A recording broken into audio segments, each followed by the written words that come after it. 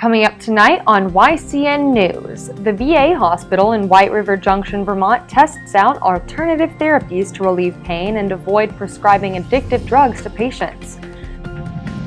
Vermont State Police renew the call for information that could help solve a murder from 9 years ago. And a regular candidate for elected office in New Hampshire challenges 2 other U.S. Senate contenders to a debate. For more news, weather, and sports, it's time for YCN, your local view. Now, your daily digest of the Dartmouth Lake Sunapee region, southern Vermont, and Windsor County. News, sports, weather, and all that is happening in our area. The news on YCN, your local view. Good evening, and welcome to this Tuesday edition of YCN News. I'm Rose Spillman. In road repair circles, summer is the time when paving overlay and road leveling takes place, making it easier to drive and bike over the surface. Yet this summer may be different. Let's learn more from reporter Erin McClory.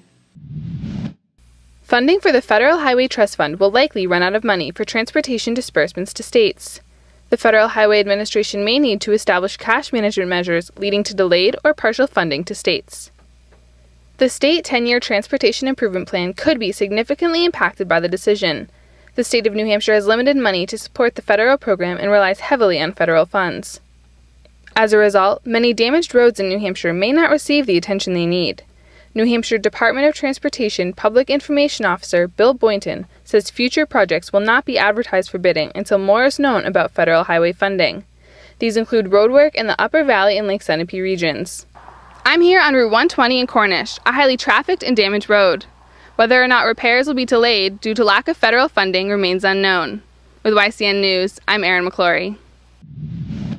YCN News will keep you updated regarding the release of federal highway funds for New Hampshire and Vermont road projects.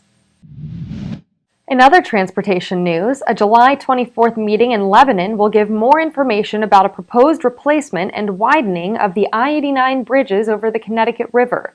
The public is encouraged to attend this meeting set for 7 p.m. Thursday, July 24th at the Kilton Library at 80 Main Street in West Lebanon. People who drive across the bridge to or from work, whether they live in Lebanon, New Hampshire, or Hartford, Vermont, may want to attend. The proposal to rehab or replace the bridge is in its early stages. Maps outlining the project plans will be on view on the 24th beginning at 6:30 p.m., the state DOT website notes. Meeting attendees will learn more about the project and, more important, can give state officials input about concerns and how the work will affect the environment and these two communities. Our next story brings great news for veterans and New Englanders. Veterans hospitals in other parts of the country have received some criticism lately, and in other stories, New England has been faced with the discussion of the opioid epidemic. Yet Vermont is often the place where new ideas are accepted and promoted, which is typically what leads to its innovative efforts. The Veterans Hospital in White River Junction is a perfect example of the state's dynamic spirit. Vermont Public Radio reported that the hospital is testing out new programs to relieve pain in patients without jumping to the strong prescription medicines.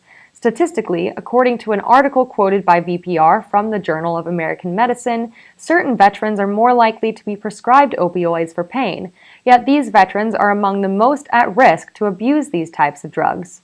The White River VA Hospital's alternative approach is to prescribe acupuncture, yoga, and aquatic therapy to certain patients as opposed to pain medicine. Patients suffering from anything from shoulder and back pain to depression and arthritis are benefiting from these practices, VPR reported. Though some patients participating are on pain medicines, their goal is to lessen the dose over time. Julie Franklin, an anesthesiologist who works in pain management at the hospital, told VPR that patients who are addicted or who have problematic opioid use need to be helped to reduce or come off medication that actually may be providing more harm than good for that patient. VPR also noted that Dartmouth-Hitchcock medical residents are watching the therapies to see if they could further work outside the VA hospital.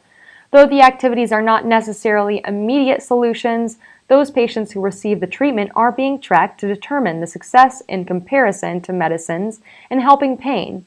If you'd like to hear more on this story, check out our Facebook page for a link to the full article from VPR. In other Vermont news, Brattleboro remains without a town manager. Candidate interviews are ongoing, the Brattleboro Reformer reports. A panel working to select the town's top leader remains without an offer to make, even after one of the committee's finalists turned down a proposal. Town meeting Representative Spoon Agavi tells the Reformer the challenge to find the right person for the job vacated by the former town manager Barbara Sondag continues after Sondag gave the town's select board notice, 1 month's notice on June 18th of last year, that she had accepted a job in Olivet, Missouri. Sondag's last day on the job was July 25, 2013. Patrick Moreland is interim town manager. A murder in upstate Vermont 9 years ago remains unsolved, and state police renewed the call for information that could help solve this cold case. It was shortly after noon on July 7, 2005, when the body of a farm worker was discovered behind a barn about a mile from the farm where he worked. 33 years old at the time of his death, Kenneth Jerome worked at the Magnan farm.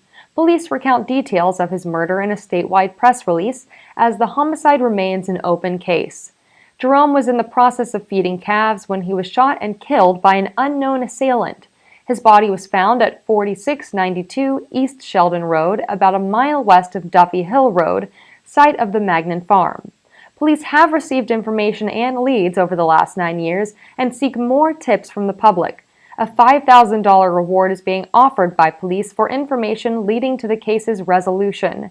Anyone with information is asked to contact the state police in St. Albans at 802-524-5993 or Champlain Valley Crime Stoppers 800-427-8477. Information can also be submitted anonymously online at www.vtips.info or text the word crimes at 274637. The keyword to use is VTIPS. Welcome back to YCN News. I'm Rose Spillman. In political news, a regular candidate for elected office in New Hampshire is challenging 2 other U.S. Senate contenders to a debate. Conservative Andy Martin says it's time for Jim Rubens and Bob Smith to debate him. Martin says in an email blast that voters need to be reminded about other GOP candidates running for Jeanne Shaheen's U.S. Senate seat. Shaheen is seeking re-election and is being challenged by Republican Scott Brown, now of Rye, New Hampshire. Summer fun takes many forms, including time spent at the track, and the Twin States Speedway in Claremont is definitely open for the summer. Tomorrow night's practice run at the track off Thrasher Road in Claremont is open to the public. The track is located at 282 Thrasher Road, which is off Route 120. Go to www.twinstatespeedway.net for details. If you can't make it to the track, take a virtual tour at www.speedwayforsale.com. In a related story about car racing, this weekend is the annual NASCAR race in Loudon, New Hampshire, just outside Concord.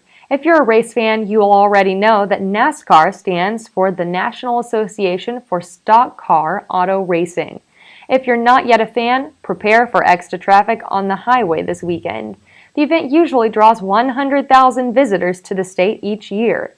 If you're a camper who will be setting up a tent or an RV at a campsite, the state forestry officials remind you to buy firewood locally, the Associated Press reports. This is necessary to keep an invasive insect, the emerald ash borer, from spreading. Buying camp firewood in New Hampshire will keep this insect from invading more ash trees. If camp wood is brought in from other areas, be sure to have a certificate showing that the wood is heat treated, another way to stop the ash borer from harming these trees. The emerald ash borer is making a pest of itself in Vermont and New Hampshire. Firewood that doesn't meet a proof of purchase inspection will be confiscated by state officials. The wood will be burned per the state's quarantine. Violators can receive a ticket if they are found to have earlier violated the state's quarantine or untreated or out-of-state camp wood coming into a campground. Welcome back to YCN News. I'm Rose Spillman. Now, Matt McDonald will have a look at our weather for the next few days and then move on to sports. Thanks, Rose. Tonight we have a 60% chance of rain with showers and storms expected after 7 p.m. Lightning and gusty winds are possible with cloudy skies and lows in the 60s.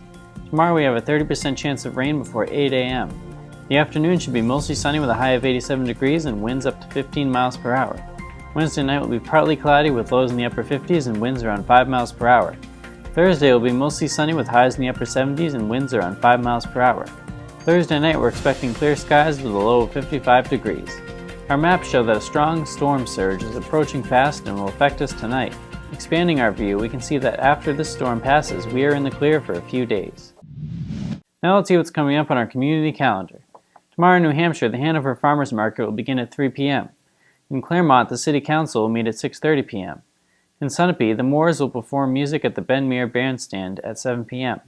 Remember, you can submit local events from your community by sending them to news@ycnnow.com. Let's turn to news from the New Hampshire Fisher Cats. The Fisher Cats will continue their series with New Britain this week. After some canceled games already this week, play is expected to resume tonight at the Delta Dental Stadium in Manchester at 7:05 p.m. The last two games in the series will be on Wednesday at 12:05 p.m. and Thursday also at 12:05 p.m. Then on Friday, the Fisher Cats will start up their series with Portland.